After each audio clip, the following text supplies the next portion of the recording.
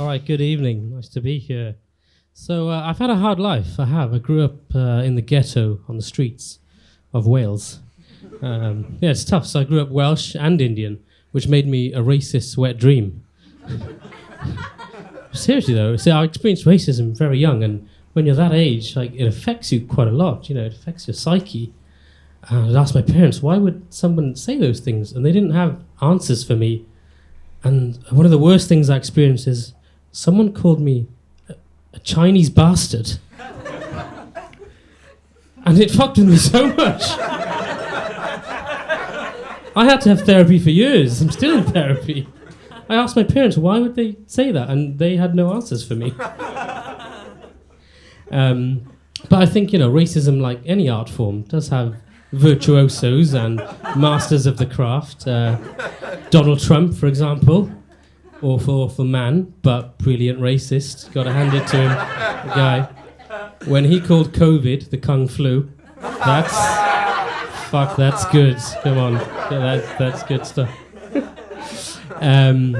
But no, I love being Indian. I do. There's loads of great things about it. For example, white guilt. Any sufferers in tonight? Yes, yeah, you, ma'am. You look like you have a touch of the white guilt about you. Yeah. So, like, for example, if you buy a piece of clothing and it says "Made in India" on it, you feel a bit awkward, or does that affect you at all? Feel like maybe they think someone didn't get paid properly for that? Nothing. What's that? In fact, I'm actually probably buying this T-shirt is probably giving my cousin a job, so it's all good. So I'm a comedian, but in my spare time I'm a doctor. I'm an anaesthetist. We get to give people drugs legally, so it does attract a slightly stranger doctor, as you can tell. But I mostly do it now for the stand-up material. I remember, because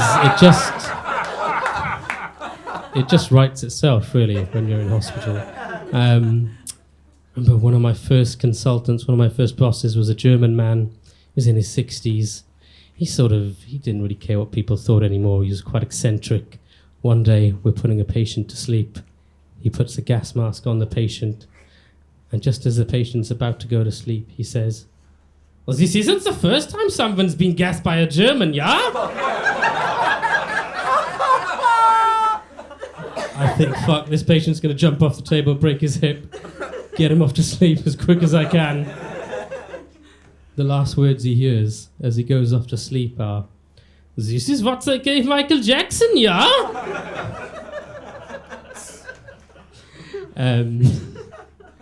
So that's why I do it.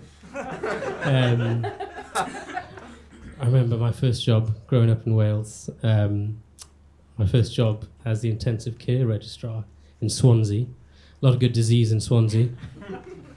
It's 4 a.m. and the emergency buzzer goes off. Rush down to the emergency department. I'm faced with a half-naked man covered in tattoos, unconscious. There's CPR ongoing. Oh, what could it be? A pulmonary embolism.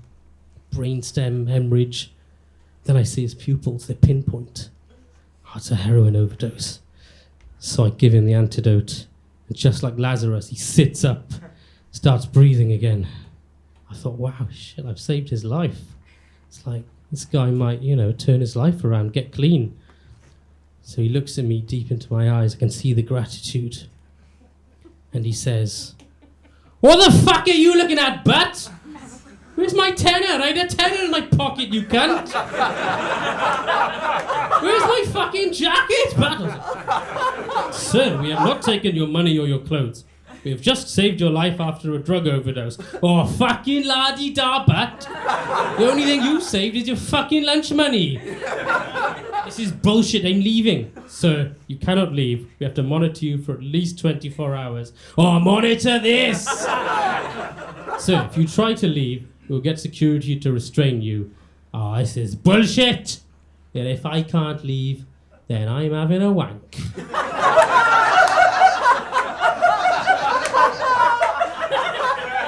Sir, you cannot masturbate on NHS Trust property. Bullshit, if I can't, I'm having a wank. And so he started to have a wank. But what he doesn't know is that the antidote is very short-acting, and as he made himself happy, he slowly stopped breathing again. Then I was faced with an ethical dilemma. I don't want him to die, but I don't want him to jack off in the emergency department.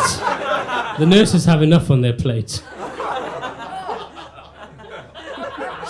So, I reflect on the Hippocratic Oath. First help or do no harm. But I don't think Hippocrates had to deal with wanking Welsh smackheads.